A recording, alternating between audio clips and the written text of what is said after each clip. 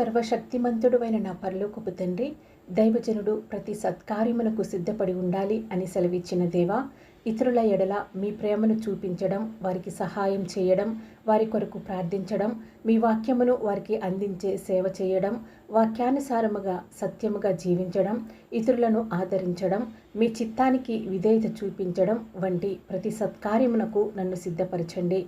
దేవా, ప్రతి మంచి కార్యము చేయుటకు మీ వాక్యము చేత నన్ను సంపూర్ణంగా సిద్ధపరిచి బలపరచండి.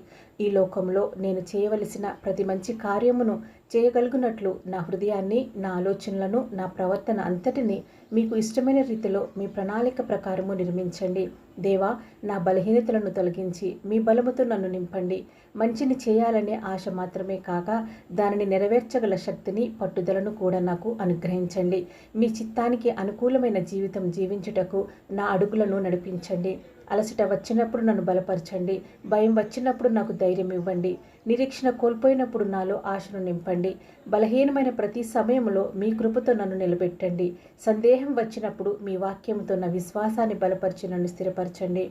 నా మాటలలో, పనులలో, ఆలోచనలలో మీ పరిశుద్ధత కనిపించేలా చేయండి. ఇతరులకు ఆశీర్వాదకరంగా ఉండే చేతులను, ఆదరించే హృదయాన్ని, ప్రేమతో సేవ చేసే మనసును నాకు దయచేయండి. దేవా, మీరు సిద్ధపరిచిన మంచి కార్యములను విశ్వాసంతో పూర్తి చేయగల వ్యక్తిగా నన్ను మార్చండి. మీ వాక్యము నాకు మార్గము చూపేదిగా, మీ ఆత్మ నాకు సహాయం చేసేదిగా ఉండునుగాక. నా ప్రార్థన ఆలకించి జవాబిస్తున్నందుకు మిమ్మల్ని స్తుతిస్తూ యేసు నామములో ప్రార్థించుచున్నాను తండ్రి. ఆమెన్.